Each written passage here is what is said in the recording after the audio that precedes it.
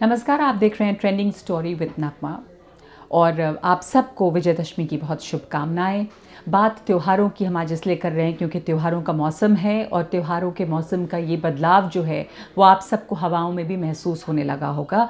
सब तरफ त्योहारों का रंग है, कहीं पे रावण के पुतले जल रहे हैं, कहीं पे जीत की खुशी है, कहीं पर सिंदूर खेला है। तो अलग अलग जो भारत की संस्कृति है उसके रंग दमक रहे हैं, लेकिन कहीं कहीं कभी कभी इन त्योहारों के रंग में थोड़ा भंग भी हो जाता है। जैसे खबर आई गुजरात के खेड़ा से कि एक गरबा पंडाल के बाहर एक वहाँ पे पास में एक मस्जिद है और वहाँ सामने में एक मंदिर भी है और वहाँ पे कार्यक्रम हो रहा था। उस दौरान शायद कुछ लोगों ने पत्थरबाजी की कोशिश की।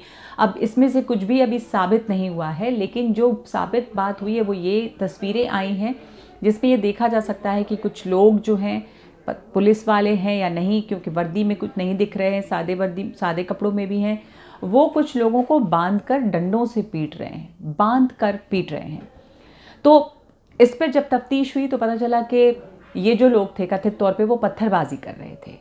तो इस पर ये सवाल उठता है और ये सवाल जो है वो वाजिब भी है कि अगर ऐसा हो भी रहा था तो पत्थरबाजी की सज़ा क्या है और क्या कानून की कार्रवाई नहीं होनी चाहिए? क्या पुलिस को नहीं इत्तला होनी चाहिए? पुलिस को ले जाना चाहिए था इन बदमाशों को अगर ये कर रहे थे तो।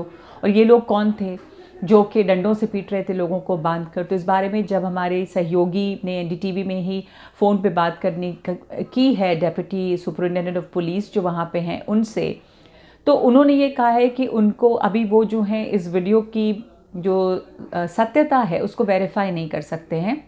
हालांकि वीडियो है, अब वो कौन है क्या है ये नहीं पता, तो इसलिए उन्होंने कहा कि वीडियो अभी वेरीफाई नहीं हुआ है और हम ये करने की कोशिश कर रहे हैं। अभी हमें पता नहीं वहाँ पर क्या हुआ है, पर जो दिख रहा है वो ये कि कुछ लोग जो हैं वो दूसरे लोगों को डंडे मार रहे हैं और बांध कर डंडे मार रहे हैं। तो ये एक खबर आई और ये गुजरात के खेड़ा से खबर आई। उसके पहले आप लोगों ने भी सुना होगा कि इस दफ़ा गरबा पंडाल जो है वो खबरों में है।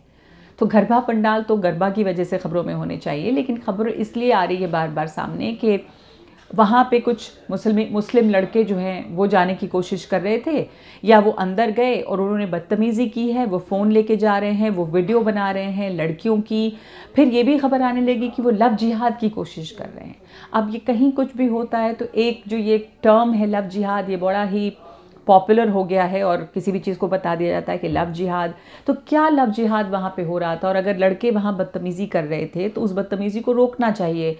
हमेशा से साल दर साल इस तरह के मेले में भीड़ भाड़ जहाँ पे होती है वहाँ पे अगर लड़के बदतमीज़ी करते हैं, जो अक्सर देखी गई है बात, तो उसको रोकना चाहिए। उसके लिए पुलिस है, प्रशासन है, कानून है। लेकिन वहाँ भी क्या हुआ, बजरंग दल के कार्यकर्ता आ गए।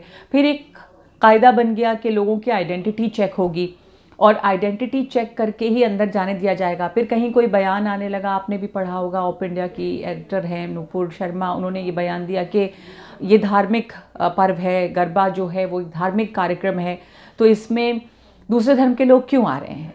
ये यहाँ पे आपका कोई काम नहीं है। लेकिन हिंदुस्तान की संस्कृति में कोई भी पर्व हो, चाहे ईद हो, चाहे दिवाली हो, होली हो, पूजा हो, तमाम लोग हमेशा से, ये एक हमारे यहाँ की तहजीब और संस्कृति रही है कि मिलजुल कर ही लोग त्यौहार मनाते हैं। कम से कम हर त्यौहार में ये हिंदू मुसलमान का फ़र्क इतना नहीं रहता। बंगाल को देखिए तो पूजा पंडाल वहाँ पर बहुत बड़े बड़े लगते हैं, महिलाओं की भारी भीड़ रहती है। जैसे किसी ने बताया कि जो कार्यक्रम है देवी स्तुति का है, महिला बड़ी संख्या में भाग लेती हैं।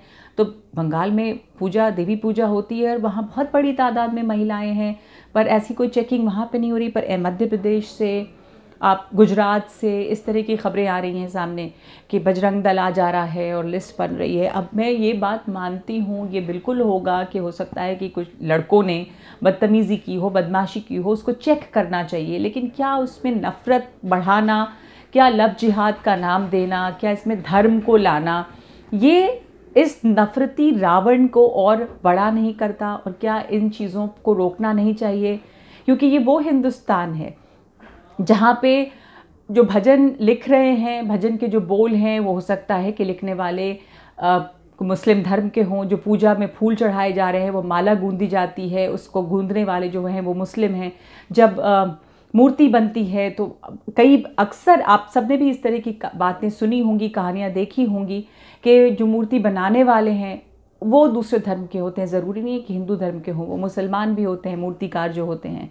तो ये हमारे यहाँ की संस्कृति रही है और इसलिए ये बात बहुत चिंताजनक है कि जो हमारे त्योहार हैं, जो अब तक हमारे मेल मिलाप की एक विरासत लेके चल रहे हैं, वो क्या अब नफ़रत के रंगों में रंग जाएंगे?